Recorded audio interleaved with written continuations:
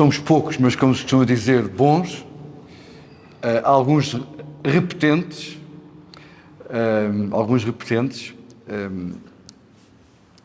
depois de Alberto Costa, Eduardo Ferro Rodrigues, Manuel Alberto Valente, Maria da Piedade Ferreira, Vasco Lourenço e Carlos de Matos Gomes, temos hoje connosco, e estão de parabéns por tudo isto, eu diria, o Miguel Coelho, o Sérgio Sinta e a Ruth Reimão pela forma como, bom, e porventura outros colaboradores, pela forma como puseram de pé um ciclo muito interessante de debates, com gente muito interessante. O moderador foi que se pôde arranjar, mas os intervenientes foram de grande categoria, como hoje atesta este último debate. O debate da luta à liberdade não junta hoje apenas dois protagonistas do 25 e do pós-25 de Abril e um bocadinho do antes 25 de Abril. Junta muito mais do que isso. Junta dois amigos que passaram pela Escola Prática de Cavalaria em Santarém. Junta dois homens que foram ambos amigos íntimos. Mais Emílio Martinho é, aliás, padrinho do filho de Salgueiro Maia, mas junta ambos, o Filipe, mas junta ambos dois amigos, e eu, como amigos de Fernando José Salgueiro Maia, junta dois homens que passam férias em casas a escassos metros um do outro na costa alentejana, e junta dois homens que mais tarde, anos mais tarde, se viriam a juntar num projeto político extraordinário na altura, chamado PRD, como todos nos lembramos, o Partido Renovador Democrático, o Partido da Balança, em que Emílio Martinho foi presidente e Carlos Beato, chefe de gabinete do então presidente também António Ramalhianos, tendo sido Emílio Martinho o fundador e presidente do partido. Este debate hoje junta duas figuras incríveis da democracia portuguesa. O homem que, em outubro de 73, ia meter os papéis para sair do serviço militar obrigatório na Escola para a Cavalaria de Santarém, o Carlos Beato, e quando o Salgueiro Maia lhe disse rapaz Beato, não ponham os papéis para a tropa, porque daqui a uns meses vai acontecer uma coisa muito importante para sair da tropa, não ponham os papéis, porque daqui a uns meses vai acontecer uma coisa muito importante e será uma pena que nós não consigamos contar contigo e que tu não contes com esse momento. E o Carlos Beato, que costuma dizer que a Salgueiro Maia nunca ninguém podia dizer não, ficou em outubro de 73 até abril de 74, vindo a ser, ao longo desses meses, um dos adjuntos de Salgueiro Maia na Escola de Cavalaria e vindo a ser, no dia 25 de abril, um dos principais oficiais coadjuvantes do grande capitão. Emílio Martinho, também ele um oficial de cavalaria, ambos são naturais do Ribatejo, um do Baixo Ribatejo, que é Samora Correia, o outro do Alto Ribatejo, Vila Nova da Barquinha, certo? Tancos, mas o conselho é Barquinha. Sim. Estou a dizer bem, está sempre a meter o ferro, mas não tens hipótese nenhuma. Eu disse bem. Coisas corretas. Então, mas eu disse bem, Alva da Barquinha. Vila Nova da Barquinha é o Carlos Matos Gomes.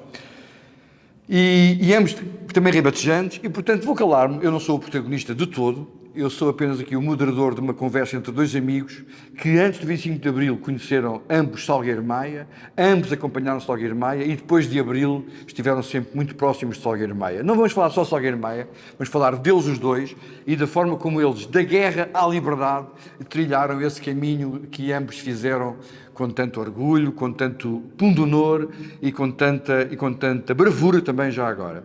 Hermínio, o que era chegares à EPC e teres a noção do que era a guerra colonial e de que irias para a guerra colonial como foste, o que foi a experiência pré-revolução? Boa tarde a todos. Eu nasci em Tancos.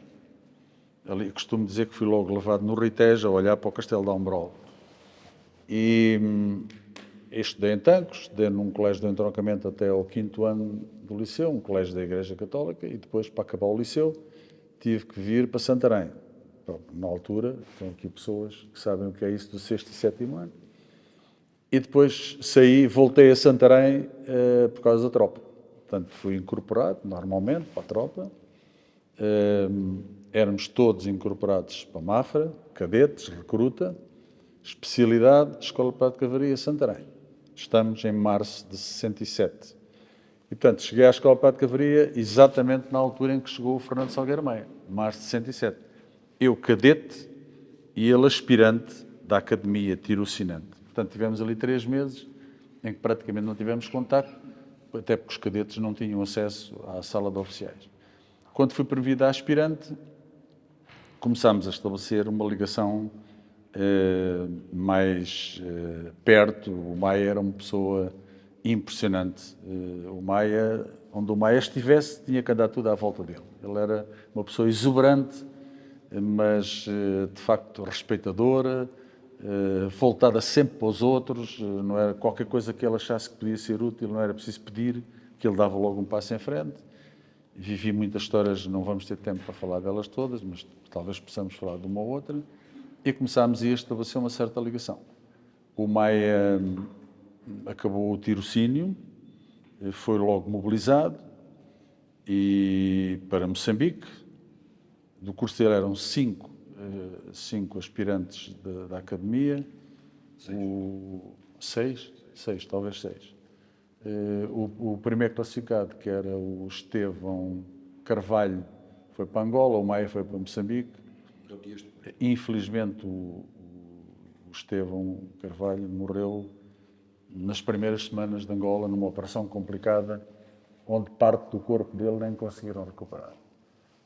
O Maia foi para Moçambique e desde logo começou a fazer a diferença. Eles iam para uma unidade institucionalizada, da estrutura, e ele pediu logo para ir para uma unidade operacional e começou logo a marcar a diferença. Como o capitão da companhia para onde ele foi ferido, ele começou logo a exercer funções de comando e começou logo a marcar a diferença. Regressou depois à escola e foi, ao fim e ao cabo, a altura em que tomámos uma ligação maior e um contacto maior. Ele queria estar em tudo, tinha que estar com tudo, envolvido em tudo. Vou-vos só contar um pequeno pormenor, porque ele gostava de participar com toda a gente. O Maia não gostava, ao contrário do resto da rapaziada, não gostava de futebol. Tudo o que metesse bola, ele, handball, basquete, havia os campeonatos militares, quem passou por isso sabe como é. Na nossa região militar, a Escola Prática e o R5 das Caldas, onde estava o Vasco Lourenço, e o R14 de Viseu, eram as unidades normalmente com mais peso e ganhadora. E o Maia, como não jogava a bola, e nós íamos jogar, estávamos uma semana nos campeonatos, e dizia, não estou no campeonato, mas eu tenho que estar com vocês. E então eu sei nadar também, há uns campeonatos de natação. Na semana seguinte já fui a Benfica do Ribatejo, a casa da Dona Susana, amiga dele, numa propriedade, tem um tanque grande, já vai começar a treinar no tanque. E, vamos lá ver, nunca ninguém pensou concorrer. Mas depois tínhamos já um Forriel, o Raposo, que era aqui do Algésio da Fundo, que foi muito útil a ajudar-nos. Bem, andámos ali 2 meses a treinar e o Maia acabámos por concorrer e acabámos por ganhar o campeonato. O Maia nadava costas, eu nadava bruços, e o Tenente Guilherme, que eu nunca mais vi, nadava... Mas ele tomava estas iniciativas para estar envolvido, para se... Bem, depois deste contacto e da ligação, já falamos de mobilização, ele foi mobilizado, eu não fui mobilizado, como alferes. Eu fiquei em primeiro lugar no curso, éramos 124 cadetes, as mobilizações, todos sabem, passaram por isso, eram dos últimos para os primeiros, e ficámos cá 6, 7, e eu acabei por não ser mobilizado, o que me valeu ser chamado uns anos mais tarde ao curso de capitão, a fase de longe mais difícil da minha vida, para ser incorporado em 8 de março de 73, exatamente o dia em que nasceu a nossa filha mais nova, terceiro filho, neste caso. Nós temos 2 filhas e 2 filhos, 2 rapazes e 2 raparigas, uma rapariga e um rapaz, uma rapariga, a Marta, que é a número 3, nasceu no dia 8, o que me valeu autorizarem-me a chegar ao curso no dia 12 de março. Lá fui caminhando todos os dias para Mafra, o curso acabou em julho, fiquei a aguardar a mobilização e acabei por embarcar para Angola, Cabinda, onde estive, em 18 de outubro de 73. curiosamente, no dia em que a nossa filha mais velha, a Patrícia, fez 3 anos. O Tiago a seguir ia fazer 2 anos em janeiro, a Marta 1 ano a 8 de março, e depois veio a nascer o Rodrigo no dia 27 de março. Como calculam, só um regime como o que tínhamos na altura permitia que alguém com a vida institucionalizada, com 3 filhos, e as coisas só não foram mais complicadas porque eu era capitão e pelo menos a minha mulher e os filhos conseguiam viver sem problemas financeiros. Só uma curiosidade, quando eu vim cá para nascer o Rodrigo, 27 de março, estive cá entre 10 de março e 10 de abril, deu-se o 16 de março, estive com o Maia algumas vezes, fui à escola prática 2 vezes a almoçar, deu-se o 16 e mesmo depois do 16 de março, curiosamente, o Salgueiro nunca me falou de nada, rigorosamente nada. Quando cheguei a Cabinda no dia 10 de abril, o general, meu comandante, eu era oficial de operações de Cabinda, o general, meu comandante, chamou-me e disse: então pá, este lá, 16 de março, o que é aquilo? O que é que se passa? O que é que vai acontecer? E disse ao meu general: eu não sei o que é que vai acontecer, mas olha, fui à escola prática e na escola prática, nas ruas de Santarém, em qualquer lado, não só se respira, como se apalpa qualquer coisa. Apalpa qualquer coisa. É só... Portanto, não foi surpresa quando no dia 25 de abril aconteceu o que aconteceu. E eu estava no Mayombe, no Belize, como era capitão de operações, deslocava-me para vários sítios, estava com o chefe de Estado-Maior, um grande amigo hoje, o general José Rodrigues Tavares Pimentel, e éramos para ficar no Belize. E, curiosamente, como as coisas evoluíram favoravelmente, decidimos deslocar-nos. Estávamos com um problema porque quem esteve em África sabe que, pelo menos em Angola, que é o que eu conheço melhor, o sol nasce normalmente às 6 da manhã e põe-se por volta das 6 da tarde. Não temos esta diferença que temos aqui de no inverno às 6 da tarde ser de noite e no verão às 9 horas ainda ser de dia. E os helicópteros não podiam voar depois do sol se pôr. Lá conseguimos chegar, o helicóptero, o piloto do helicóptero era um indivíduo impecável,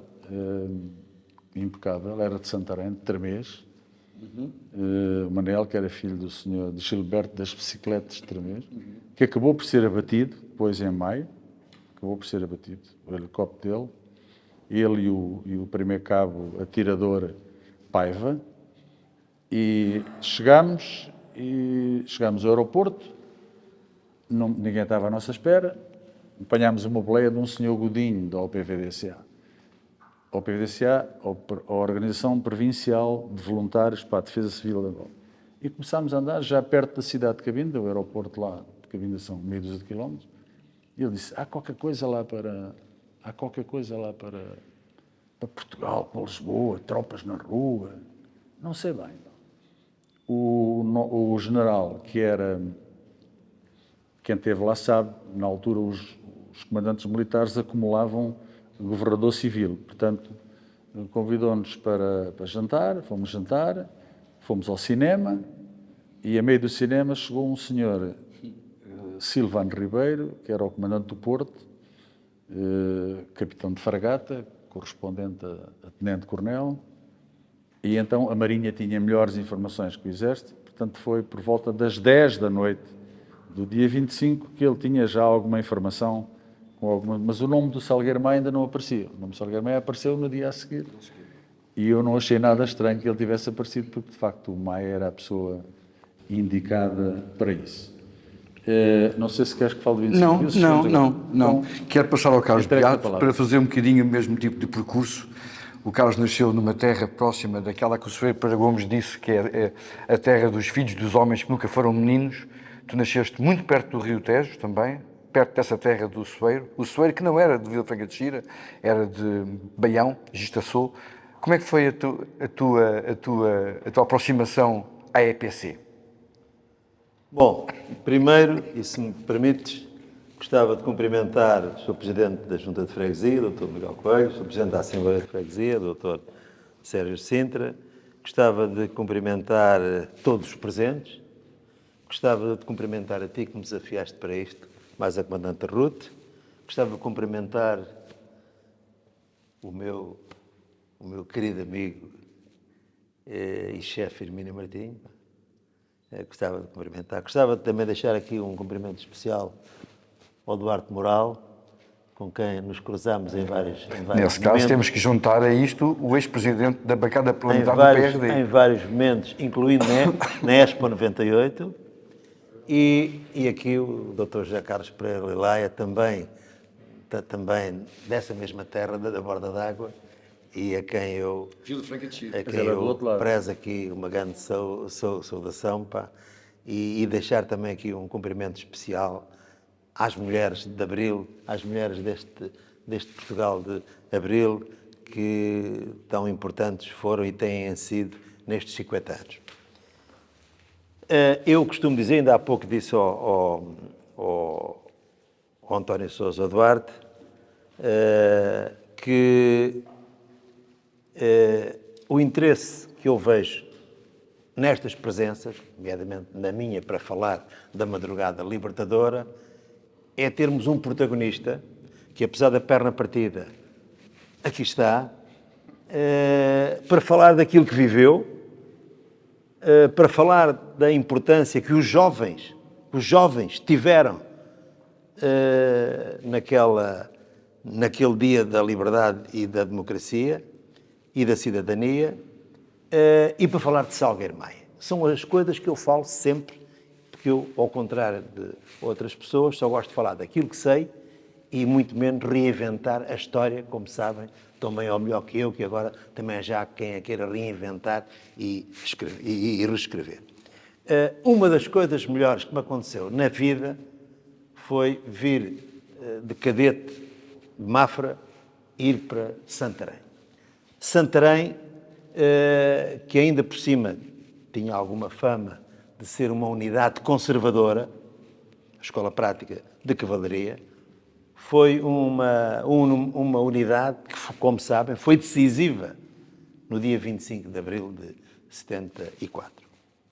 E eu tive, quando, como disse o António, que eu vinha de Moçambique, onde tinha estado 3 anos, e tinha vindo com vida. É bom que se saiba, porque a minha geração não fez o trabalho todo de casa. No Teatro de Operações de Angola, de Moçambique e da Guiné especialmente, morreram mais de 9.000 jovens. Meu comandante, eu cumprimento a todos, peço-lhe desculpa. Está aqui um militar, um comandante, com quem eu me cruzo. Antes de ter o acidente, me cruzava vários dias aqui na Baixa, e, portanto, peço-lhe desculpa de não ter... Não estava aqui assinalado, está a perceber? Não fazia ideia que Vossa Excelência vinha aqui. Bom. Hã? Boa. Bom, e então isto para dizer o seguinte, que isso é que eu acho que é interessante. E como o António disse, quando eu era para me ir embora da vida militar, eu estava a cumprir o meu serviço militar, eu tinha partido da Escola Prática de Cavalaria em 70 para ir para Moçambique. E, portanto, e fiz ali toda a minha carreira militar. E quando depois se coloca esta coisa de que explicaste muito bem, que vai haver o capitão Salgueiro Maia, vamos lá ver, estamos a falar em tempo de polícia política, estamos a falar em tempo de PIDE. Portanto, ninguém podia reunir como estamos aqui. E como depois o capitão Salgueiro Maia fazia connosco, ele era um grande comandante, um grande militar, um grande líder, um grande humanista, um exemplo de vida, quer pessoal, quer militar, e portanto era o líder dos milicianos. Os milicianos, aquilo que Salgueiro Maia dissesse, porque ele era o primeiro a dar o exemplo, era o primeiro a fazer e era o primeiro a estar na linha da frente, fosse para aquilo que fosse. E, portanto, quando eu estava a tratar dos pertences para me ir embora, ele disse-me uma coisa, disse-me a mim como disse aos outros oficiais milicianos que vieram a ser comandantes do grupo de combate e de pelotão. Eu era comandante do 6º pelotão, que fez os tiros para a fachada do quartel do Carmo, ao fim de 4 horas de estarmos ali no Carmo, e as portas do Carmo não se abrirem, apesar dos diversos apelos dele pelo megafone, ele não me explicou muito. Ele disse-me só, pá, vai haver aí uma coisa e tal. E que tinha que se falar um a um e baixinho. Ninguém sabia quem é que era informador, quem é que era não sei o quê. É bom que a gente perceba isto. Eu falei nos mais de 9 mil mortos, mas mais de 40 mil jovens com 21 e 22 anos, como o capitão Hermínio Martinho sabe, como o capitão engenheiro sabe, ficaram sem braços, sem pernas, sem olhos, cujas famílias ainda hoje são vítimas de uma guerra onde consumia a juventude é o futuro de qualquer povo, e que já se tinha chegado a uma conclusão de que a solução não podia ser uma solução militar, mas sim uma solução política e negociada. Entretanto, as coisas iam avançando e íamos ficando pelo caminho. E fora o stress pós-traumático. Fora o stress pós-traumático, que é da maior importância. Da maior importância. E que ainda hoje está na sociedade portuguesa. Infelizmente. E nas famílias. Bom, conclusão. Então o capitão Salgueiro Maia, o que me disse foi, ele tratava-me por rapaz beato, como aqui o engenheiro Martinho sabe, era um rapaz beato, era um rapaz feliz, era não sei aquela... Bom, com que ele tinha mais intimidade, e dizia-me, vai haver aí uma coisa, onde eu estou metido, faltou-te acrescentar isso, onde eu estou metido, e para acabar o Estado a que isto chegou, ele fazia aquela coisa do Estado comunista, o Estado socialista e o Estado a que Portugal chegou. Foi esse o discurso que fez à 1h30, depois do Grande Vila Morena, como segunda senha daquela madrugada e daquele dia. E ele disse-me assim, então, que o Hermínio conhecia muito bem, melhor que eu, o capitão Salgueiro Maia, e ele disse-me assim, estás nisso? Quer dizer, eu tinha acabado de chegar, ele disse, estás nisso? Não tinha falado com a minha mulher, com a minha bonita mulher, como já viram, de Grande Vila Morena, tínhamos casado há pouco tempo, muito pouco tempo. Bom, e eu, como disse o António, a Salgueiro Maia não se dizia que não. Eu já escrevi isso no Expresso, em mais que um momento, Salgueiro Maia era uma pessoa incontornável. E então, isto foi em outubro de 73. E para perceberem melhor isto,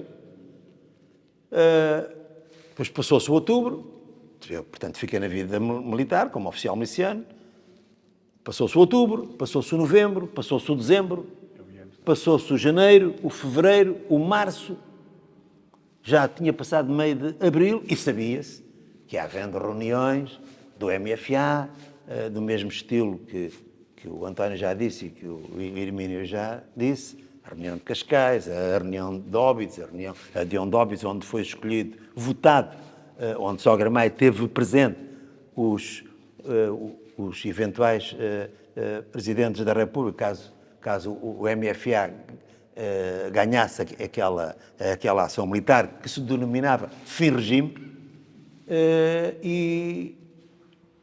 e só para ficarem com uma ideia, não me quero que fiquem com esta ideia viva, mas também não me quero, portanto, perder em atalhos. Mas nessa reunião de Óbidos, que foi no dia 1 de dezembro, está lá uma placa na Associação Cultural onde isso se passou, onde estavam os 3 ramos das Forças Armadas, o oficial general mais votado para ficar à frente do país caso a ação militar tivesse sucesso, foi votado, foi o general Costa Gomes. O segundo general mais votado foi o general Spínola. E o terceiro oficial general mais votado, pasme-se, foi o Caúza da Riaga, que tinha sido o meu comandante em Moçambique. Pasme-se. Isso também ajuda a perceber algumas contradições no próprio seio militar. Bom, mas isto para dizer. E, portanto, íamos sabendo dessas reuniões todas, mas passaram 6 meses. E Oh, Hermínio, esta parada é lá de Santarém. É a parada da Chaimite. Foi nesta parada, por volta das 11 da manhã, do dia 24 de Abril, que o capitão Salgueiro Maia fez comigo, como fez com outros, um a um, com outros comandantes de pelotão e de grupos de combate, me disse assim: rapaz viado, é logo à noite. Epa. Tinham passado quase 7 meses, é logo à noite. Epa, foi uma coisa que eu ainda hoje guardo na minha... Já não almocei, porque a gente depois cada um tinha que ir fazer a sua missão para os seus homens, tínhamos que ir arranjar os nossos sargentos, milicianos, roriéis.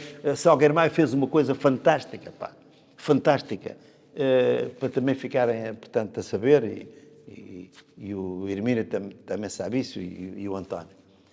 Epá, os contactos que Salgueiro Maia fez, porque ele é que era o próximo de nós, era o oficial, era o capitão mais próximo de nós, de quem a gente gostava mais e em quem a gente confiava mais. Os contactos eram feitos pela música.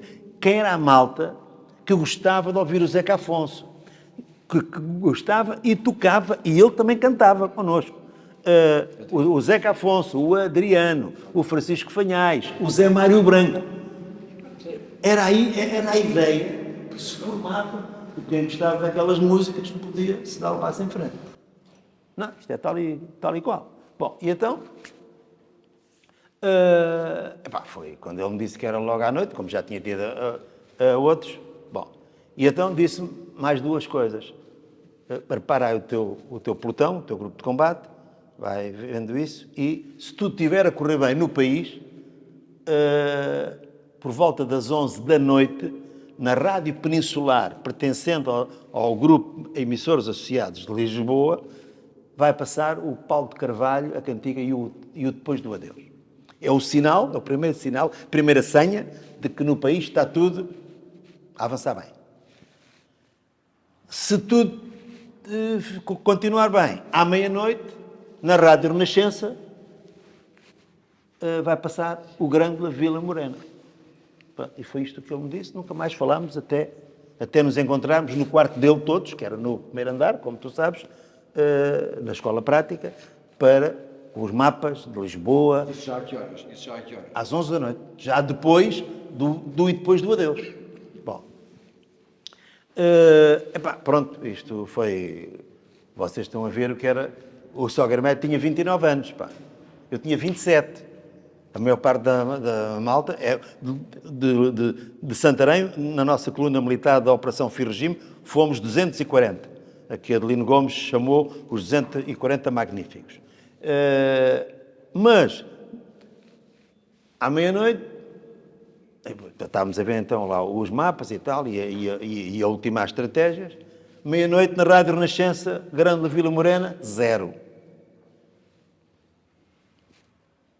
Meia-noite e 5, 0. Começámos todos a olhar para nós, 16 de março, ele tinha coisa e tal. Meia-noite e 10, 0. E o nosso comandante ficou assim, isto se calhar há algum problema, não está a correr como o movimento esperava. Meia-noite e 1/4, 0. E começámos a arrumar os mapas de Lisboa e aquelas cartas que estávamos ali a ver, a olhar uns para os outros com alguma frustração,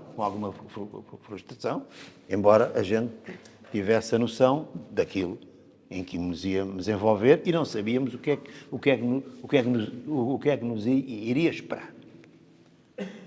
Bom, estávamos já em pé e alguns no corredor, 00:20, o locutor da Rádio Renascença, Leite Vasconcelos, natural de Moçambique, já falecido infelizmente, diz pela sua... Uns dizem que foi à 00:19, outros à 00:21, eu digo 00:20, e diz pela sua boca: Grândola Vila Morena, terra da fraternidade. O povo é quem mais ordena dentro de ti, ó cidade. E põe a música, que aquela música começa com portanto, as botas e tal, lá do grupo coral. pá, foi uma tampa de uma panela de pressão que, pá, a partir daí, cada um foi ultimar as suas coisas. O capitão Salgueiro Maia e outros oficiais da escola prática tiveram a missão de ir contactar os oficiais do quadro permanente que estavam no quartel e a dormir do que é que ia acontecer e se queriam aderir ao movimento. Quem queria aderir era bem-vindo. Quem não queria aderir era detido lá dentro, nos seus quartos. Não estava o comandante Lage tinha ido no dia anterior para Lisboa para uma consulta de dentes. Deve ter tido, se calhar, algum... Estava com dor de dentes? Que era o segundo comandante, era um homem do Porto, que era o Coronel Sanches. Pronto, lá foram fazer esta missão. À 1h30, o capitão Salgueiro Maia mandou reunir na parada Móngua, não nesta, na Móngua, todos os militares, éramos mais de 500. E lá explicou aquela história que a gente sabe dos filmes, cá está, estou metido nisto, vai haver coisa, o estado a que a gente chegou. Quem quiser ir comigo, quem estiver disponível para ir comigo, dá um passo em frente. E todos deram. Para Lisboa e para aquela coluna militar da Liberdade só vieram voluntários. Quem não queria vir não ia. Só veio jovens militares. Quem não queria vir, não veio. Mas todos deram o passo em frente. E os que ficaram tristes. Porque Salgueiro Maia também explicava aquilo de uma maneira, galvanizávamos de uma maneira, era uma pessoa por quem tínhamos grande respeito, grande consideração, grande admiração. E, portanto, como agora se diz, era como o código postal, era meio caminho andado. Bom, partimos de Lisboa, se me tiver a esticar, diz. Partimos de Santarém às 3 da manhã. O comandante que ficou em exercício já morreu também agora, era o Major Rui Costa Freire. Morreu agora há uns meses. Que estava à porta do portão Chaimite, da parada Chaimite, com o coronel Correia Bernardo, a desejar-nos boa sorte. E cá viemos. É verdade, viemos com viaturas que o capitão Salgueiro Maia, com o Pita Silva, como é que ele se chamava? Já não me lembro. Pita Silva? Era? Sargento? Pois, para já aqueles caras que ele estava tudo... Passarinho. Passarinho, estava tudo na Agora o última. Pita Silva seja um passarinho. E tivemos alguns problemas com as viaturas e tal, mas pronto. Chegámos ao Terreiro do Paço, eram 6h30 da manhã. Não sem que é verdade que parámos ao semáforo vermelho. Mas não foi por ordem de nada. É que o Salgueiro Maia vinha no jipe, portanto, à frente da coluna. À frente ainda mais da coluna vinha uma viatura civil, um Renault 16, com o calado de Oliveira, para saber se havia mexidas. E não foi aonde diz o filme da Maria de Medeiros, foi no cruzamento da cidade universitária. E isto disse-me o capitão Salgueiro Maia, essa saudosa figura, que tinha 29 anos e morreu aos 47. O engenheiro Hermínio Martinho acompanhou muito de perto esse momento terrível, de uma coisa que não devia acontecer a uma figura como ele, quer como militar, quer como homem. Assis Pacheco, se me permites, disse que ele deveria ter morrido fulminado por um raio de pé e não por um cancro qualquer. É verdade. Bom, lá fomos andando e chegámos ao Terreiro do Paço. A nossa missão era tomar conta dos ministérios. Era a missão da Escola Prática de Cavalaria. E no caso do meu pelotão, que era o 6º, o meu grupo de combate era para tomar conta da Câmara Municipal de Lisboa, do Banco de Portugal e da Rádio Marconi, que era ali ao pé. Bom, o capitão Salgueiro Maia teve um papel fantástico. Uma pessoa com 29 anos, um militar, epá, por muita experiência que tivesse, passaram-se aqui em baixo, passaram-se coisas muito complicadas. A primeira foi logo quando chegou a fragata do comandante Louçã. A fragata vinha para disparar contra nós. E, portanto, o MFA depois lá conseguiu pôr o capitão Rosado da Luz da Artilharia lá no Cristo Rei, e a ameaçar que tal. Depois, o imediato da fragata era uma pessoa que tinha ligações, portanto, ao movimento, e lá conseguiu também influenciar ali aquele momento, mas foi um momento terrível em que qualquer coisa que a fragata fizesse, ficávamos ali todos. Permites-me só um pequeno... Faz favor. De qualquer forma, para mostrar a boa organização e a estrutura que foi montada, a fragata se calhar só não fez intervenção porque tinha nas costas, em Almada, junto ao Cristo Rei, uma bateria, Exatamente. como estavas a dizer. Sim. Portanto, não, mas isto é importante dizer porque É importante, é. isso foi previsto e se não tivesse lá a bateria, provavelmente a fragata Não se tinha encolhido. teria dado alguns tiros ou rebentado algumas granadas. Isso, para mostrar também, para além da importância que o Salgueiro Maia, que as coisas foram bem organizadas e bem montadas. É bom que se ponha... Não queres que eu acabe o terreno de passo? Não, eu acho que pode-se resumir. É que Quer é mais muito falar de rápido. vocês, quer falar convosco sobre vós também. Sim, Portanto, mas epá, o Salgueiro Maia, para mim é que a gente deve falar, desculpa lá, porque sem ele não tinha acontecido nada. E então, depois, o que é que acontece? Depois aparecem, 8h30 da manhã, aparecem 4 carros de combate de Cavalaria 7 contra nós. 2 vinham junto ao Tejo e 2 junto à Rua do Arsenal. Antes já tinha havido uma tropa também militarizada, que quando chegaram ali, e dado o carisma que Salgueiro Maia tinha, houve aspirantes e alferes, como o Bolo Lucídio e outros, que se vieram apresentar, pasme-se, vinham contra nós, vieram-se apresentar ao capitão Salgueiro Maia. E ele disse, então, capitão, o que é que se passa? Olha, passa-se isto. Ele falava assim, tem esta coisa, tem ali, tem acolá, tal. Se quiseres coisa, passas-te aqui para o nosso lado e vais reforçar esta posição. E tudo quanto ele disse, eles fizeram. E ficámos com as nossas tropas reforçadas com aqueles que vinham contra nós. Porque pelo carisma dele, pela força dele, pelo prestígio dele e pela confiança que ele nos merecia.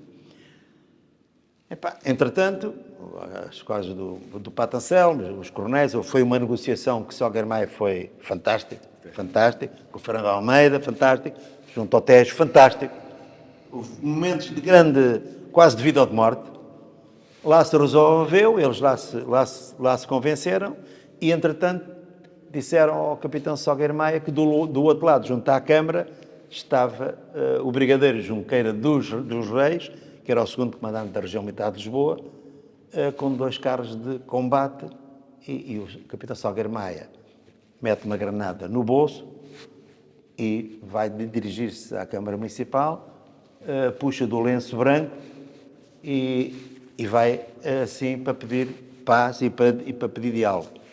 O brigadeiro Junqueira dos Reis mandou ordem de fogo contra Salgueiro Maia, contra nós todos, mas contra o nosso comandante, e um cabo apontador, um cabo do Norte, com a 4ª classe, uma pessoa que podia não estar sensível para estas coisas, conta ele, foi o Adelino Gomes, que depois o foi encontrar com o Alfredo Cunha, lá em cima ao pé de Braga, conta ele, que também era de cavalaria, mas vinha contra nós, era o cabo apontador daquele carro de combate com aqueles canhões grandes, morríamos todos, todos. E acabava ali o 25 de Abril. Era isto que eu queria dizer. O 25 de Abril acabava ali, porque acabava ali tudo. E aquele militar, começou a pensar como é que eu, sem desobedecer, porque ainda estávamos em 24 de Abril, não tinha acontecido nada, como é que sem desobedecer ao brigadeiro, como é que eu não disparo? E foi arranjando ali umas coisas, depois o brigadeiro até lá foi dizer, então não sabes mexer nessa merda, peço desculpa, não sabes não sei o que tal. E ele lá se foi metendo até que fechou a escoltilha do carro de combate, eram 9 da manhã, só saí de lá às 4 da tarde e, entretanto, o brigadeiro foi preso. E foi por causa disto tudo, para mim, este é o momento do 25 de Abril, eu que tenho a Ordem da Liberdade, propus ao Presidente Marcelo Rebelo de Sousa que desse a Ordem da Liberdade a este militar. E pedi ao Adelino Gomes para me ajudar a redigir a proposta, e a proposta foi aprovada por unanimidade no Conselho das Ordens, cuja chanceler era e ainda é a doutora Manuela Ferreira Leite. Toda a gente votou, porque aquilo é que era o militar, aquilo é que era o exemplo, de um praça que, do meu ponto de vista, afirmou o dia 25 de Abril, se não tínhamos ficado ali todos. Eu calmo já. Dali, e porque correu tudo bem, e porque o Presidente do Conselho estava no quartel do Carmo, no Largo do Carmo, o Capitão Salgueiro Maia recebeu ordens para irmos ocupar o Largo do Carmo, para obter a rendição do quartel do Carmo, onde estava o Presidente do Conselho, mais 3 ministros, Silva Cunha, César Moreira Batista e Rui Patrício, que faleceu recentemente no Brasil. Fico por aqui, depois passo a outra parte. Sim, vou passar para o Paulo Martinho para falarmos desta desobediência. O Salgueiro Maia dizia muitas vezes que às vezes é preciso desobedecer, mas é incontornável, já que chegaste ao Largo do Carmo, depois passemos para depois do 25 de Abril, mas já que chegaste ao Largo do Carmo, é incontornável o diálogo. O Salgueiro Maia tem aquele célebre diálogo com a imprensa às 4h30 da tarde, e quando está a dizer à imprensa quais são os meios de que dispõe, a seu lado está o Alferes Beato, e o Salgueiro Maia está a elencar os meios de que dispõe naquela ação militar, e está a dizer que temos aqui os carros de combate, Força Aérea. Força Aérea, temos além as metralhadoras, e do lado de Salgueiro Maia sai uma voz de uma forma suave e com uma firmeza relativa e diz: e temos o povo, meu capitão. Quer falar sobre isso? Quero. Bom, que é essa fotografia. Exatamente. E temos o povo, o capitão. Alguém diz que nesse momento, desta fraca figura, que eu era um adjuntozito e um oficial subalterno, diz que nesse momento, disse e escreveu, que nesse momento o golpe militar passou a revolução. Porque o povo que estava aos milhares, aos milhares, o povo começou logo a subir connosco aos milhares, a Rua Augusta, passámos pelo Rocio, Rua do Carmo e depois Largo do Carmo, Calçada do Sacramento. E os cravos, que ainda ontem me perguntaram isso, porque é que ficou conhecido pela Revolução dos Cravos? As vendedeiras aqui embaixo, que ainda lá estão, Sr. Presidente, como sabe melhor que eu, quando a gente ia a passar, lançaram-nos flores, e bateram palmas e vivas e tal. E os militares começaram a pôr no cano da espingarda os cravos, que era a flor mais adequada para aquela arma. E, portanto, ficou uma coisa muito, muito bonita. Bom, tivemos ali este tempo todo que o António disse, e eles não abriam os portões, e eu recebi indicações do meu comandante, de Salgueiro Maia, para ir para um edifício de esquina, que ainda lá está hoje, é hoje lá um parque de estacionamento, que era a antiga Companhia de Seguros Império. E foi daquela varandim, que ainda lá está hoje, mas mais moderno agora, que eu, com o meu grupo de combate, fizemos fogo para a fachada do quartel do Carmo. Era para ser 5 minutos, mas a tensão era enorme, que eu não consegui fazer alto ao fogo aos militares e dispararam, consequentemente, meia hora. E aquilo fez ali um estrago e um burbuliço, mas valeu abrirem-se as portas e a Guarda Nacional Republicana veio falar com o capitão Salgueiro Maia. Estas portas são as portas que Abril abriu. Hermínio, tu, depois de Abril, como é que foi a tua vida até ao momento a que chegaremos depois do PRD? Posso só Claro. abordar 2 ou 3 coisas Claro. sobre isto, Carlos Beato, que ele viveu. Claro. Eu soube há dias, numa conversa que tive na Antena 1 com o capitão coronel hoje, Joaquim Correia Bernardo, de um pormenor que ajuda a definir o Salgueiro Maia. Houve uma reunião em Aveiras de Cima, onde o hotel foi, Foi com os oficiais da escola, Em casa do Capão. em casa de Joaquim Canteiro Capão, Exatamente. para dizer que estas reuniões que estavam a haver, que isto só havia uma solução, que era vir a Lisboa e tomar conta do poder. E o Bernardo disse-me, ficamos todos, não estávamos nada à espera daquilo, ficamos todos, quando o hotel disse aquilo, ficamos todos a olhar um para os outros.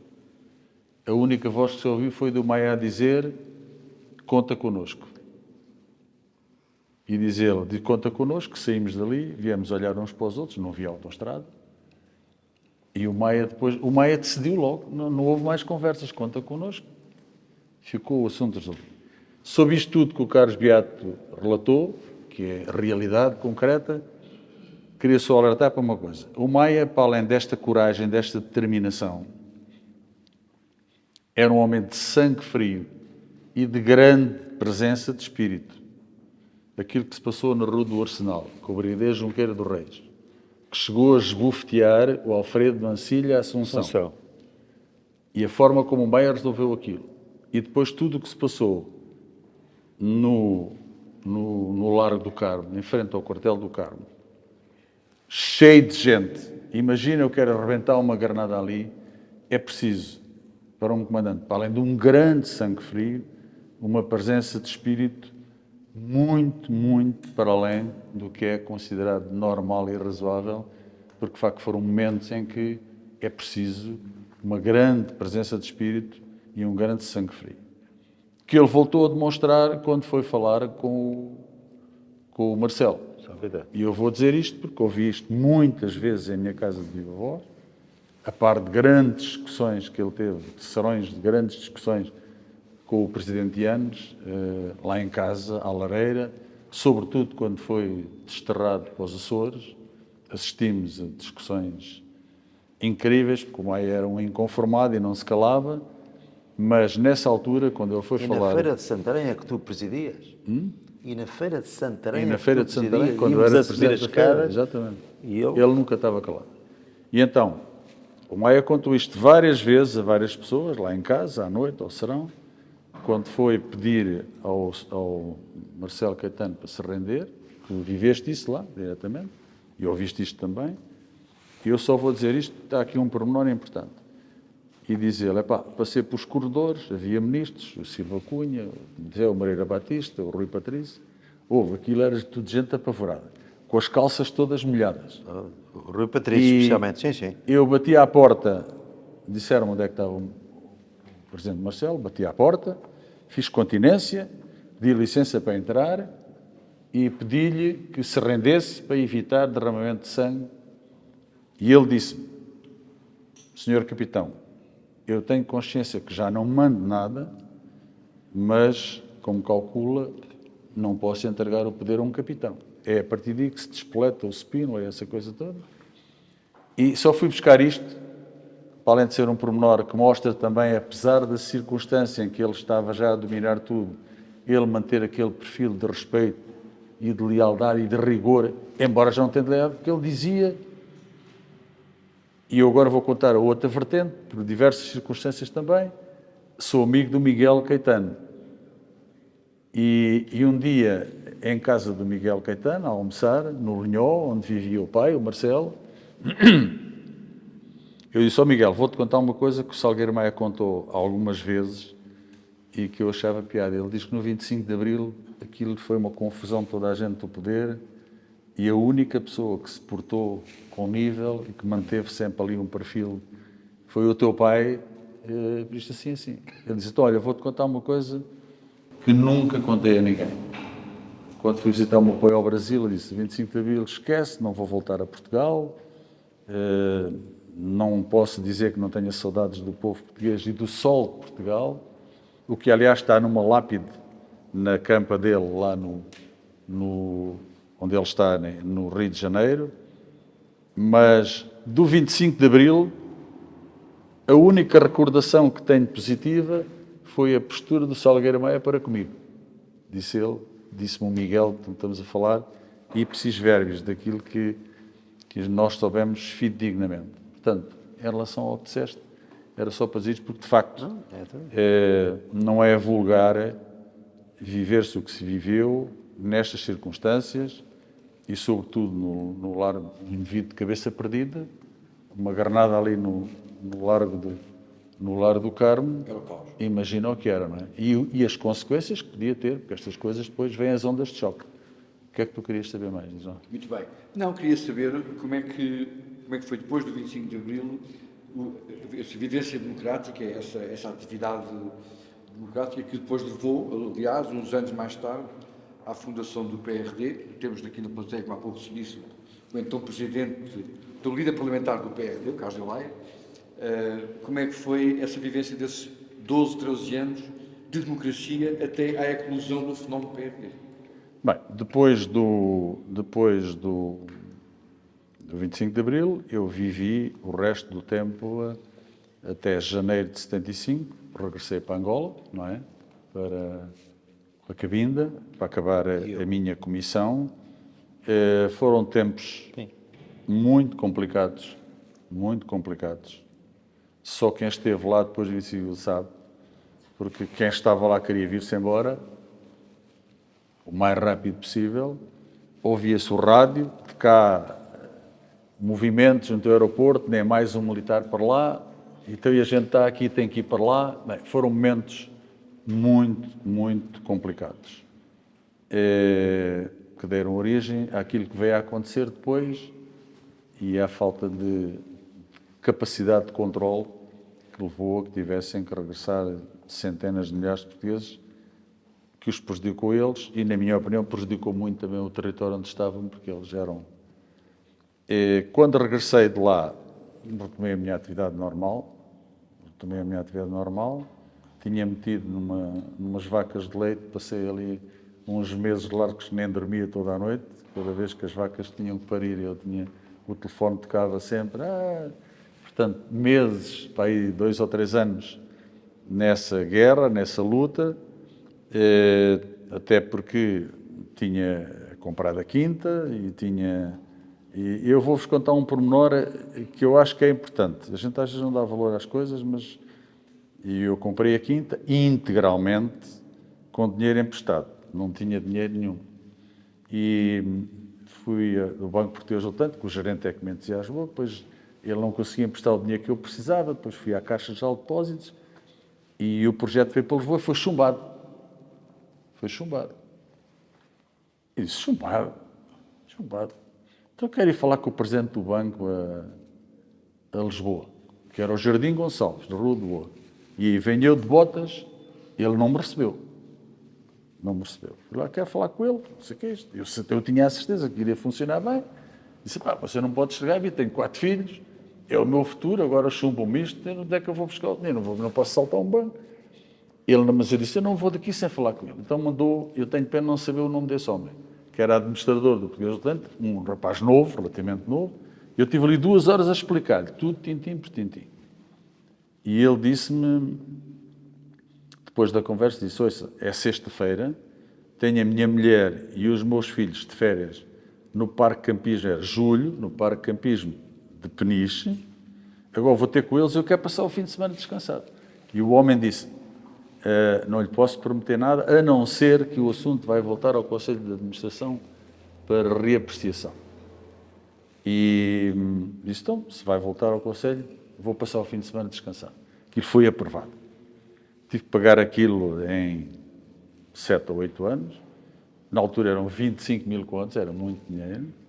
Paguei integralmente e no dia em que paguei o último dinheiro do empréstimo, disse à minha mulher, nunca mais na minha vida assino uma letra, acabou.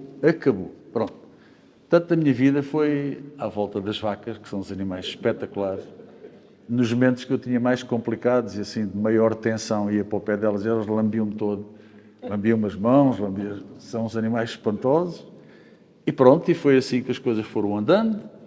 Depois, quando eu cheguei de Angola, fui à Feira Nacional da Agricultura, com a minha mulher, pavilhão da agricultura, onde ia sempre, e à entrada do pavilhão da agricultura estava um carro de combate, com um dístico a dizer: todas as armas são boas para a reforma agrária. E eu olhei para aquilo e fui-me embora para casa. Um carro de combate aqui no pavilhão da agricultura. Fui-me embora para casa. Bem, e depois disse mais tarde ao Presidente da Câmara, da altura, estamos em 75, que não era Presidente da Câmara, era Presidente da Comissão Executiva, que era o doutor Francisco Pereira Viegas. Francisco Pereira Viegas, pai do Mário Viegas, disse: pá, estou agora até a Feira da Agricultura, é carros de combate, mas quando é que este país ganha juízo? Estamos em 75, numa altura em que a gente vinha a Lisboa e a rapaziada era com uns bonés e umas coisas, com o cabelo a cair, os SUVs, lembram-se disso? Os únicos militares que eu via fardados com alguma dignidade da rua eram os da Escola Prática de Cavalaria. Bem, o que é que isto me valeu? Em 76, liga-me o Francisco Pereira Viegas e depois o Botas, que foi a seguir para Presidente da Câmara, disse: pá, como tu disseste isto, és o gajo indicado para ir para Presidente da Feira Nacional da Agricultura. E eu tinha, na altura, 29 anos. Disse: pá, agora onde é que eu me vou meter nisso? Vou pensar, mas a agricultura é agricultura, não se choca muito com a minha atividade. E lá estive na feira até 83.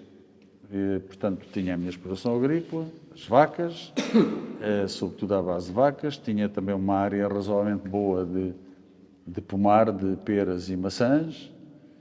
E foi assim a minha vida, com a minha mulher, com os meus 4 filhos, Até que era um espetáculo. Até que 2 anos depois...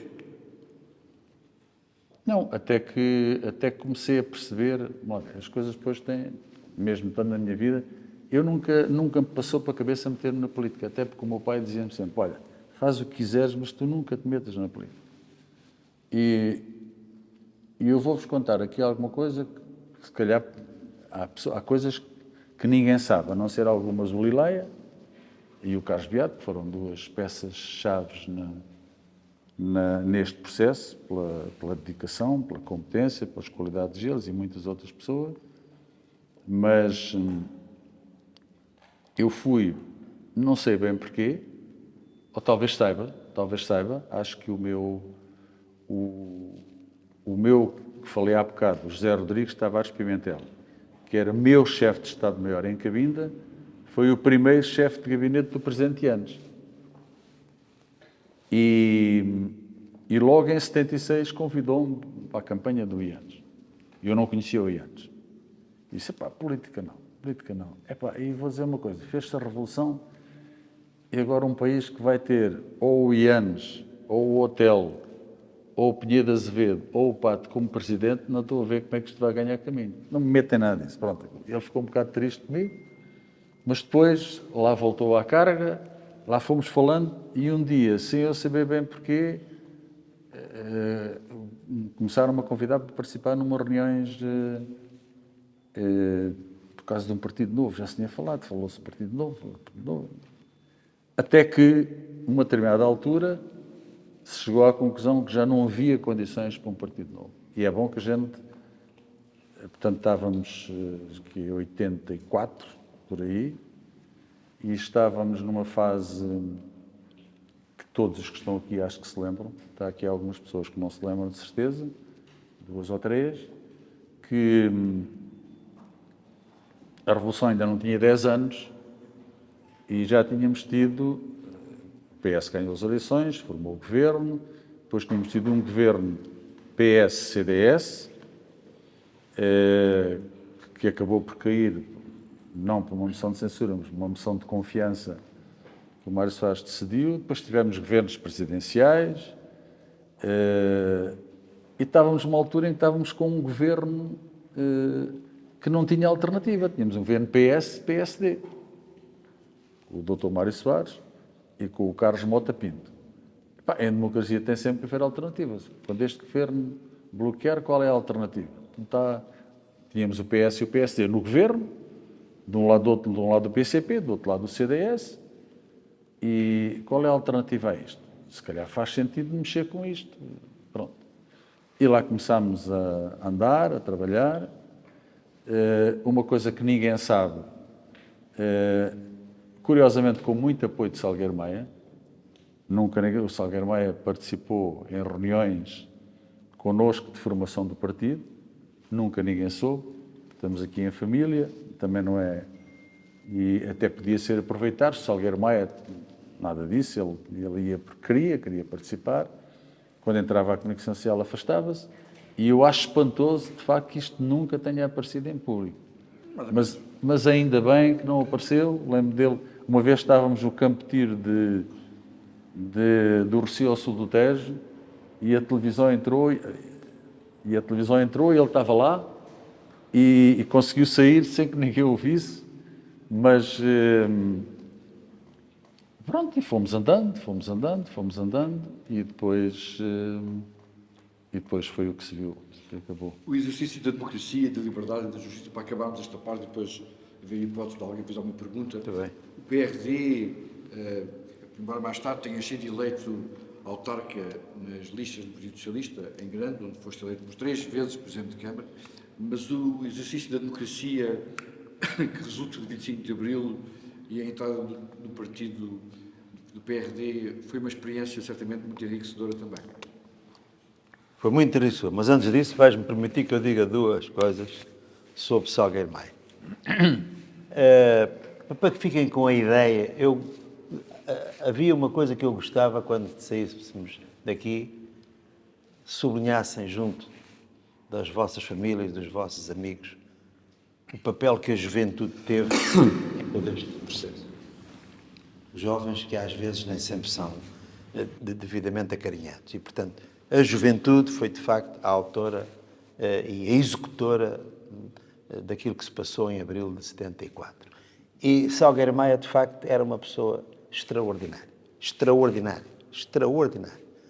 E naquela madrugada, cerca das 2 e tal da manhã, estávamos a ultimar as coisas e ele passa por mim e diz-me assim: rapaz beado, vejam bem o que é um comandante, rapaz beado, tu não casaste há pouco tempo agora? Casei sim, meu capitão. 2 da manhã. Então onde é que está a tua mulher? O capitão, está em casa. Então, ela é do Alentejo, pá. É de Grande Vila Morena. Estamos casados há pouco tempo. Está em casa. Não conhece aqui ninguém. Eu conto isto, arrepio-me sempre. E ele diz-me assim: ela não pode ficar em casa. Sozinha. A gente sabe lá se volta. Nunca me tinha dito isso, nem a mim, nem aos outros. E agarrou no Calado Oliveira e mais 2 ou 3 para irem a casa buscar a Ju para uma casa que ele ia arranjar, que foi a do Tenente Sardinha, onde a Ju ficou os 3 dias que ficámos em Lisboa. Isto é um comandante, isto é um líder. É por isso que, enfim, eu não posso falar do 25 de Abril, nem na minha participação naquela madrugada libertadora que muito me orgulha e que muito me responsabiliza, sem falar daquilo que Salgueiro Maia foi para todos nós. Uma última nota ainda sobre isto, que é muito importante, e que não ouço ninguém falar, e que não ouço ninguém dizer. O capitão Salgueiro Maia não quis ser comandante da Escola Prática de Cavalaria, quando todos se ajeitavam, porque não quis ser graduado. Ele era capitão, dizia: eu vim para servir e não para me servir. Isto eram palavras dele, não são palavras minhas. Pá, o não quis... Diz, Até aí falou isso. claro, não quis ser conselheiro da Revolução. Foi, para que foi convidado logo. E não quis ser ministro da Defesa, para que também foi sondado. Isto é que diz porque é que esta figura, de facto, nós não podemos esquecer esta figura, que era uma figura, como disse o Engenheiro Martinho, uma figura prática, uma figura simples, uma figura austera, exuberante, bem disposto, como a Zairinha também sabe, mas ninguém, depois da instrução, quando eu era adjunto dele, gostava muito de ir para Almeirim, para o Minhoto, que era o sítio dele, comer umas febrazinhas, uma sopa da pedra, mas no dia seguinte, quem confundisse às 5 para as 8 da formatura da manhã, com a tarde em Almeirim na Sopa da Pedra, serviço era serviço e conhaque era conhaque. Isto é uma coisa que eu queria que levassem daqui esta ideia, porque não se fala, não se sublinha e não ter querido todas estas honrarias do poder convém ser sublinhado. E depois, não foi só a ida para os Açores, fizeram-lhe outra grande maldade. Foi pô-lo, já quando as coisas politicamente estavam a evoluir num outro sentido, foi pôr a comandar o presídio militar de Santarém, que era do comando de sargento. Portanto, é bom que as minhas caras e caros amigos que se disponibilizaram para estar aqui hoje, neste final deste ciclo de debates, que levem daqui estas mensagens, porque são verdadeiras, porque são autênticas e são por quem as viveu. E, de facto, antes de passar a esta questão que o Dr. António Sousa Duarte me colocou, queria-vos pedir, não me levem a mal, uma grande salva de palmas para o Salgueiro Maia.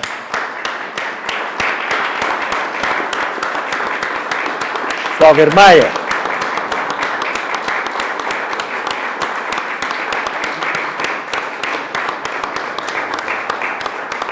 Bom, depois eu tive... O EG Martinho é do Benfica, eu sou do Sporting. Depois tivemos meia dúzia de anos no Parlamento e eu passei bons tempos no Parlamento. O EG Martinho deu-me muita margem de manobra, deu-me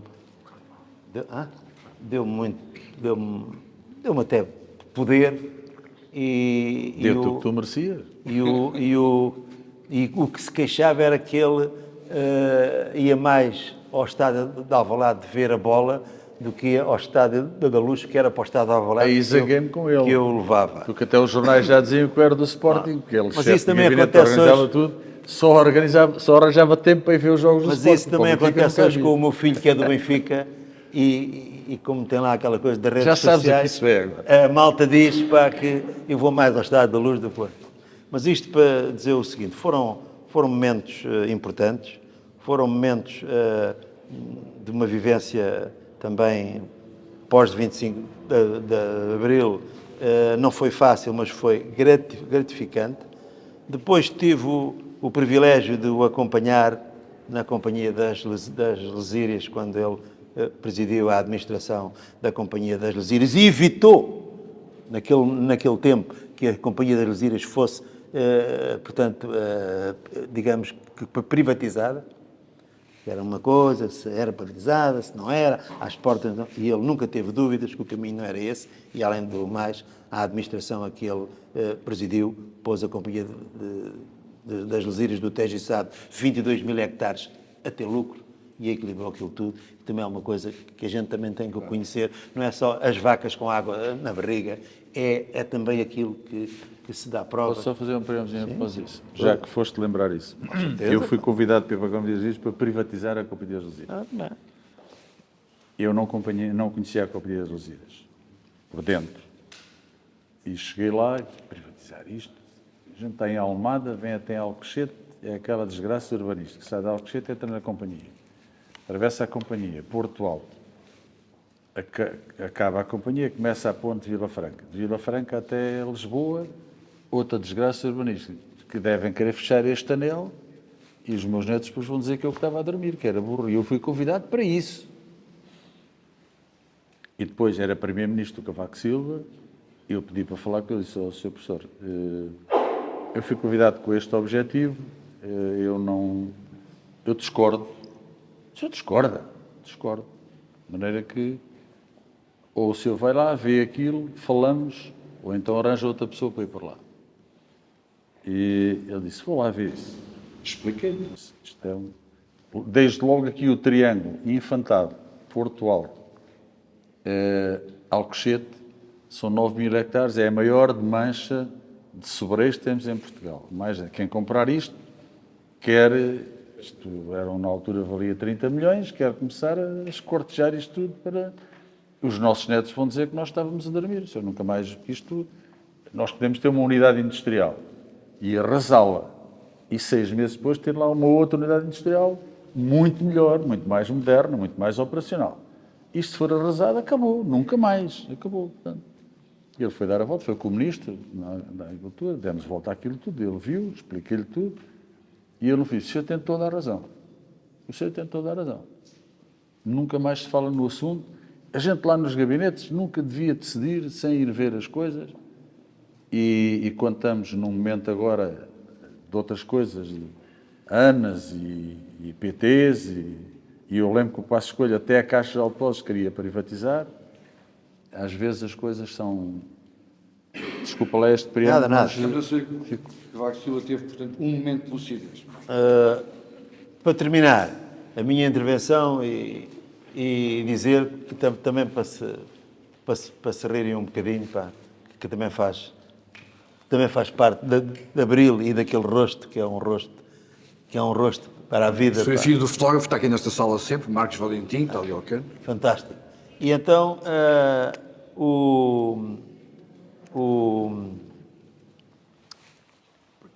Aquilo é o presente de anos, Não. aquele bocadinho que se vê.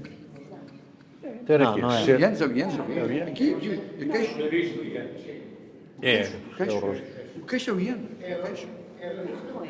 Não sei. Isto deve ter sido... Não sei, acho que não é. Até ele dizer que é? Ok. Foi ele que fotografou, é o Ian. Bom, Isto e foi então, quando ele era chefe de Estado-Maior, como é que o eu... Maia ainda era capitão. Como é que eu cheguei? Eu, aliás, queria aproveitar para, nesta sessão sobre estas jornadas de luta e de Abril e da Liberdade, para fazer aqui, acho que uma das maiores conquistas do 25 de Abril foi o poder local democrático. Para quem, com a sua licença, peço uma salva de palmas.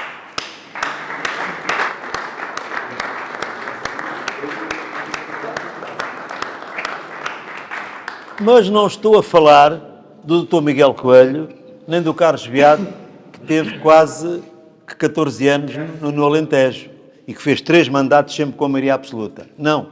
Estou a falar daqueles autarcas do país inteiro, pá, das assembleias de freguesia, das juntas de freguesia, que ninguém conhece e que foi graças a eles e a elas que as suas terras mudaram, evoluíram e digamos que beberam aquilo que Abril te trouxe. E eu nunca pensei um dia ser autarca na terra onde me apaixonei. Também chegam a uma conclusão que não sou burro, com esta carinha.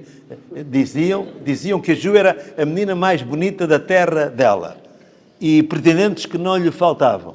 E eu cheguei lá, como ribatejano ali da borda d'água, cheguei, vi e venceu. 51 anos, Sr. Presidente, 51 anos de casamento. Bom, 2 filhos e 3 netos. Mas, portanto, e eu nunca pensei, isto nunca me passou pela cabeça. E tenho muito gosto em estar aqui nesta autarquia e dizer isto que vou dizer. Tudo verdade, sempre tudo verdade. O EG Martinho ensinou-me muita coisa, incluindo a beber vinho tinto, que eu só gostava de vinho branco e a minha mulher também me criticava. Tal. Mas ensinou muitas coisas. Mas houve uma que ele me dizia, que o avô dele lhe ensinou. Filho, tens para dizer bem? Diz. Não tens? Fica calado. O melhor é ficar calado. Exatamente. E, portanto, e um dia, em Grândola, eu comprava o jornal sempre lá na Casa Vitorino e chego lá para comprar o jornal ao sábado e o dono lá da loja disse: doutor Beato, pá, isto parece impossível, pá. Então você, comandante, então você vai ser o candidato. Aliás, não vai ser candidato, vai ser o futuro presidente da Câmara. E nunca disse nada a ninguém. Eu disse: desculpe, quem é que disse isso? Não, o senhor não esteja tal, porque o doutor Germesino Silva esteve no Largo do Rato, onde estava o falecido, a quem presta continência, doutor Jorge Coelho, e quando nós lhe dissemos, estamos ali há 30 anos, a mesma força política, não sei o quê, e nós não conseguimos tal, e ele disse: já tenho um nome, já tenho uma solução. É um militar de Abril e de seu nome Carlos Beato. Nunca tinha falado comigo. Nunca. Epá, eu disse, epá, eu estou a ouvir isso pela primeira vez. Mas ele não mentiu. Ele já tinha um nome na cabeça. Bom, conclusão. Falei com o Dr. Alberto Antunes, que era o governador civil, e disse, epá, tenho que me encontrar com o Dr. Jorge Coelho, porque isto é uma coisa tal. E assim que e almoçámos em Setúbal. E assim que eu lhe coloquei esta questão, ficámos muito amigos, muita saudade que tenho daquela fraca figura, que também foi, além de um grande político, um grande ministro deste Portugal de Abril. E quando eu lhe disse isto, ele, à boa maneira, começou-se a rir. Você desculpe lá, pá. Mas eu tinha esta coisa cá na ideia e sabia que você não ia dizer que não, nem você, pronto. E de facto não podia dizer que não. E o que é certo... Jorge Coelho, como só Guilherme Maia, não se podia dizer que não. Eu não comparo bem as duas coisas, não me levem a mal. Mas tenho uma grande admiração, tinha uma grande admiração pelo Dr. Jorge Coelho. Calma, Sr. Doutor. Era o Maia do PS. Exatamente. E então, pá... Mas o Maia também era do PS. Ganhei... Era onde ele estava. Ganhei... Ninguém acreditava. Ninguém acreditava que eu fosse ganhar a Câmara. O secretário-geral era o engenheiro António Guterres, hoje secretário-geral das Nações Unidas. Reuniu os candidatos em Setúbal, lá no pavilhão de coisa, e eu fiquei ao lado dele. Ele disse-me, já sei que você está a fazer uma grande campanha, já sei, e que até vai lá à televisão, e os jornais e tal, é pena não ir... Sr. Presidente, disse-me assim, é pena não irmos ganhar. Eu disse, desculpa, mas talvez ganhemos em Sines e em Santiago. Eu já tinha no meu bolso... Só ganhaste tu?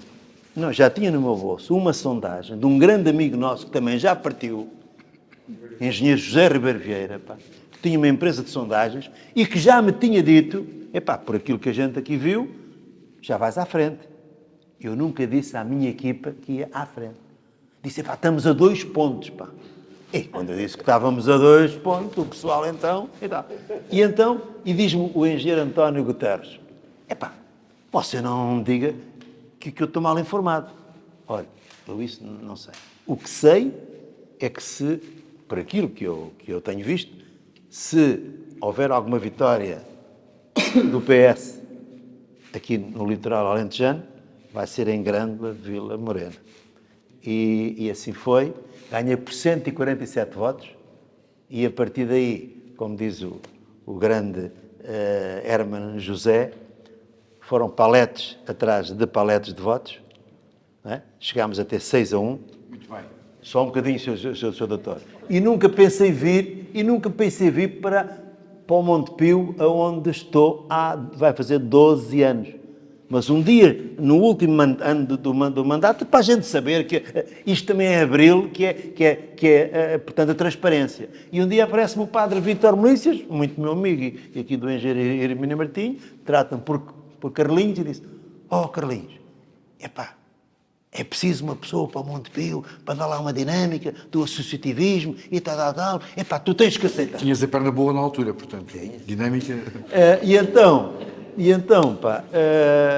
eu não queria aceitar, porque eu tinha já meia palavrança para ir para Sines, e a minha mulher ralhou comigo e disse, tu estás a brincar com coisas sérias, Eu acho que isto é uma coisa, e estava eu por saber, Sr. Presidente Miguel Coelho, que se calhar isto foi castigo por eu não ter ficado lá em baixo e ter vindo aqui para a freguesia de Santa Maria Maior. Muito obrigado, senhor. Muito obrigado, Bel. Alguém certamente há de fazer uma questão, ou o engenheiro Hermínio Martinho, ou o Dr. Carlos Beato. Temos aqui alguns minutos ainda para gerir algum tipo de perguntas que queiram fazer. Sim, eu só queria dizer uma coisa. É que eu fui fotógrafo do General Caúso em Moçambique de 74 e fiz com o livro de Coragem e Felicidade com quê? Com fotografias militar, que não tem nome, era mais um militar, mas fiz uma missão lá e tenho aqui um livro que editei uns anos, são 35 depoimentos sobre militares portugueses que foram feridos em combate. E eles contam da primeira pessoa o momento em que foram feridos. Giro. Eu faço questão de oferecer este relatório aqui. Muito obrigado.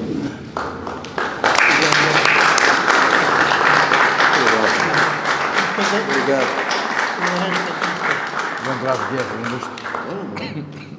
peço ao Miguel Coelho, que é o anfitrião, que dê uma palavra final. Muito obrigado. Eu estou fascinado por mim, estou aqui até à meia-noite a falar, porque eu sou daqueles jovens que beneficiou com a vossa lucidez, o vosso gesto de coragem. E eu estava no estrangeiro quando se 25 de Abril, fazia parte daqueles... Estavas em Itália? Se tinham ido embora, estava em Itália, tinha sido dirigente estudantil, e acreditem, vejam que é no 25 de Abril, que também é feriado em Itália, também é o dia da libertação. Verdade. Um país que nem sequer sabia que existia Portugal, sabia que era o Eusébio, atenção, sabia que era o Eusébio. Hoje é o Ronaldo, como sabes. Não sabia que existia Portugal. Chegar à noite, ligar o telejornal e ver o mapa de Portugal numa televisão a preto e branco, ainda não havia televisão a cor, e pela primeira vez eu via no noticiário italiano falar-se de Portugal, e portanto, e a angústia, porque nós achávamos todos, estávamos lá fora, pelo menos naquela parte da vida dos portugueses, que era o Causa que estava a fazer um golpe, ninguém pensava que era um golpe para mudar o regime, e portanto estamos a fechar com a chave de ouro estas conversas, em liberdade. Começámos com 2 militares de Abril, encerramos com 2 militares de Abril, tivemos no meio 2 editores também aqui a conversar connosco sobre o papel da cultura. E o Ferro Rodrigues e Alberto. Também dirigentes estudantis, o Ferro Rodrigues e Alberto Costa, porque o movimento estudantil também foi muito importante, se calhar, porventura, para a consciencialização dos militares aos oficiais milicianos, não é? Isso mesmo. Foi muito importante. E é a nossa forma também.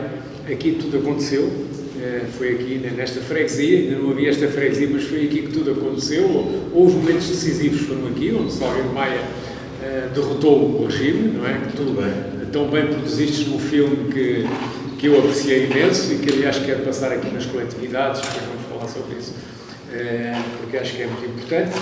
Mas num ano em que comemoramos os 50 anos de 25 de Abril, há tantas comemorações oficiais, paradas militares, enfim, é que nós achámos que não valia a pena a Junta competir com as comemorações oficiais, era o que mais faltava, e portanto resolvemos fazer não só esta exposição do Marcos Valentim, a quem agradeço imenso, que é um velho amigo também, esta exposição. Também tem ali uma aula dedicada ao Mário Soares. Já vimos. Democracia.